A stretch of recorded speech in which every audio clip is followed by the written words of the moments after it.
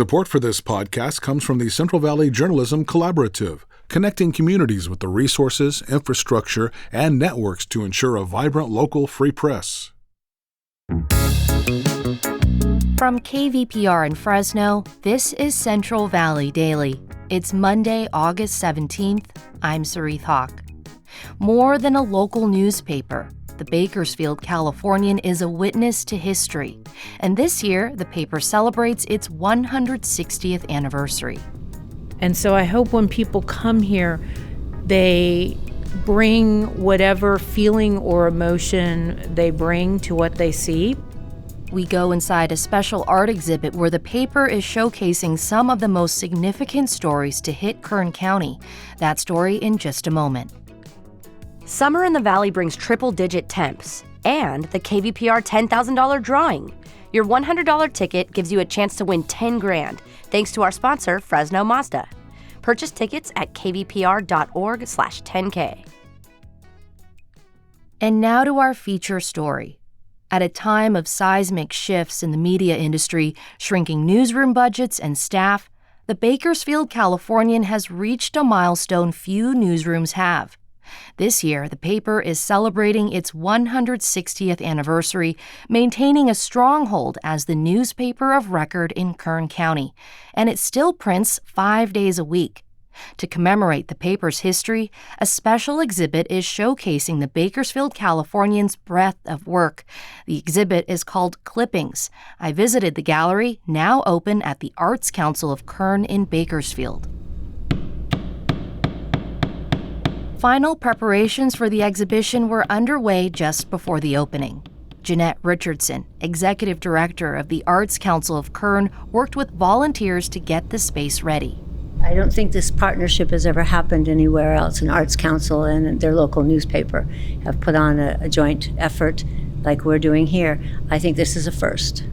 Hung on the walls were historic headlines, each page blown up on poster boards several feet tall. Peterson, executive editor of the Bakersfield Californian, gave me a tour of the exhibit's highlights. So here you see a selection of our front pages. Christine points to a black and white selection from 1974, remembering Earl Warren, the former California governor and Chief Justice of the Supreme Court. Earl Warren is one of our people, and so this page commemorates when he died. Next to that, a colorful front page from 2014 with a large photo of the Belmont Stakes and the local horse, California Chrome. So you can see not only the news that we've covered over the years, but the change in the style of the headlines. Jeanette of the Arts Council of Kern highlighted some of her favorite headlines. I don't know if you're aware that Garth Brooks proposed here in our town. No, I didn't know that. Yeah, so it hit the front page. Surprise! The 2005 headline featured a photo of the proposal. A Bakersfield Californian photojournalist happened to be there at the Buck Owens Crystal Palace. Speaking of Buck Owens, you're looking at, a front page that is pretty much a portraiture of our dearly beloved Buck Owens. The 2006 front page featured special coverage after the death of the country music legend at the age of 76. This is also journalistically a great example of what we endeavor to do when there is a story of incredible significance in our community, and clearly the passing of Buck Owens is one of those. Major events that shaped history both locally and globally hold a place on the wall. Christine selected only 50 front pages. That brings us to another front page here, an extra edition the Bakersfield Californian produced on September 11th. The day of the attacks on the Twin Towers, the Bakersfield Californian rushed a second edition to print. When this happened that morning, the entire staff of the Bakersfield Californian sprung into action and created an extra edition that came out that afternoon, in addition to the regular edition the next morning. And that's what we're looking at here. An emotional time in our newsroom, and yet this is what our journalists do when the news calls for it. Throughout our tour, Christine and Jeanette have a mix of emotions about the history that hangs on the walls, something they hope people will experience for themselves in person. I sat down with both of them to learn more about how this exhibit showcases the crucial role of a local newspaper rooted in its community. Here's Christine. I want people to first and foremost remember the Bakersfield Californian has been here for 160 years, and we are looking forward to decades and decades to come. And so sometimes you hear people say, oh, there's still a newspaper. Absolutely there is. We print on paper 5 days a week. We have our website, bakersfield.com, 7 days a week. We produce an e-edition. We are here covering the local community. And so I hope when people come here, they bring whatever feeling or emotion they bring to what they see. So for some people, they're going to be in a place where they have a reaction of, I remember that story. Oh, I remember that photograph. And that's wonderful. Other people are going to see a front page or a photo and they're going to shed tears because they are so moved by the memory of that news, or perhaps they're seeing it for the first time. Maybe it was before they were born. Maybe it was before they lived in Bakersfield. So they're going to have a completely different reaction, potentially, different feelings or emotions. And to me, it's all good. Just come experience, see what you see, have the reaction you have, and remember the newspaper is here. And Jeanette, you're with the Arts Council of Kern. And we've talked a little bit about how media is consumed right now. Do you think that this exhibit would have the same kind of impact if it were only in digital form? Oh, no. No, when we were in conversations with Anthony and Christine about some other projects, and they brought up the subject at 160th year. And I was like, oh, we have to do something about this. This is a milestone. So when they said, oh, what could we do? So we began to talk, and that turned into this beautiful exhibition of who they are and what they do. And they are such a huge part of our community. I think people in our community don't understand what it takes to put out a daily paper. Christine didn't know what it took to put on a gallery show. We don't know each other's work. And then when you come in here, there people in the community, they go, I had no idea. I had no idea what it takes to put out a newspaper, and that's what we're hoping to do. And what does it take to put a newspaper on, Christine? That is a great question. You need talented, dedicated, smart reporters, editors, photojournalists, page designers, copy editors. That's just on the news side. You need a wonderful advertising staff, our circulation function to make sure people are signing up for our paper, for the website, for the e-edition. Finance department, human resources department, our publisher setting a vision for us day in and day out and long term. All these pieces of the puzzle go together. And in my nearly 30 years at the Bakersfield Californian, I've been able to really, truly observe all these pieces. Everything from first coming to the newspaper in 1997 when I was the so-called night cops reporter and I covered breaking news and ran all over the city to crimes and fires and really horrible things that were happening, to moving along to being an education reporter, to being a business editor, to being a page copy editor. And so in my role today, I take all of those roles that I've held for nearly 30 years into what I do today.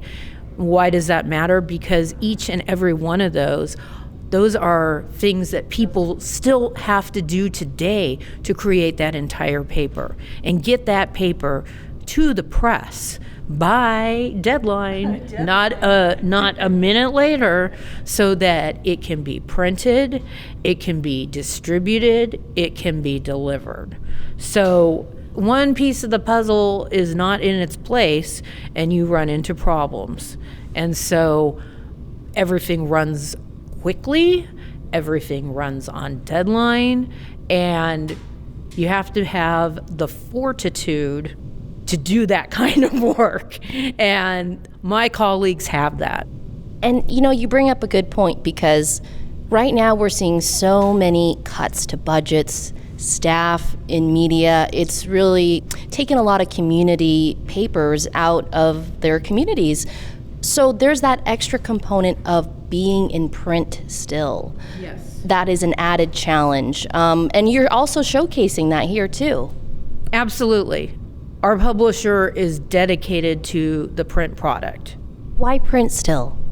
I think it's important. There are people, and I include myself among them, who love to have a printed newspaper in their hands, to flip through it, to jump around. Oh, I want to read this. Now I want to look at this. To preserve history, to have that newspaper that their child or grandchild appeared in, and they save it for decades. The reason we named the show Clippings, my mother would clip out because fortunately, I was often in the Californian, and it would be an interview or something, and my mom's friends would all send her copies of their newspaper clippings. And when my mother passed and I cleaned out a drawer, she had a giant drawer of clippings from the Californian of every story that was ever by me or I wrote. It was either about me or written. And I thought, let's call this event Clippings, because a lot of people are going to relate to that. They've been clipping out newspaper articles for years. People will share recipes, they'll share the comics, they'll share different things, and they used to clip them out. Now they send them by email. But we want to remember clippings. This is still an important issue. And Christine, we're looking at 160 years of history. How did you sift through and decide what to showcase? That's a great question. Part of it was just the reality of our archives. So between the years 1997 and 1999, the Bakersfield Californian was transitioning from literally clippings of stories, where we actually had staff members who took scissors to everyday's newspaper, clipped them out, made indexes of such stories, and they were these little tiny clippings that could get lost. And during that 2-year time period, the Californian was transitioning to digital archives, and I was there. I saw this occurring. So some of what you see in Clippings, our exhibit, is really based on the fact that from that 1997 to 1999 time period to the present, I had much more available to me. That is true. Then I accessed some other archive systems, which we share our work to find more.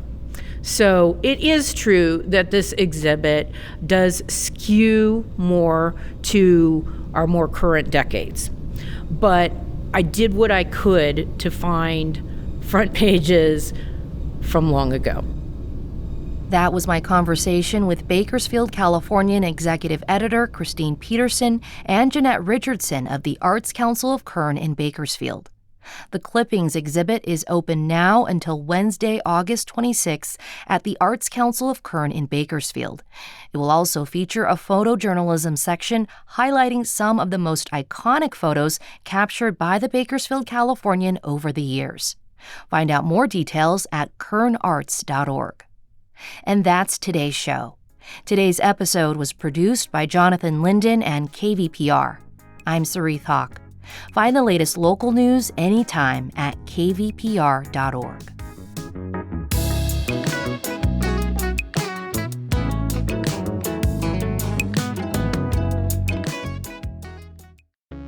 The fatal shooting of a teenager at a protest in Seattle has gone unsolved for 6 years. This is open in your face. How are there no answers? Our investigation has uncovered new evidence and witnesses who say they've never talked to police. Did police ever call you? Not once. Listen to We Keep Us Safe, a new true crime series on the Embedded podcast from NPR.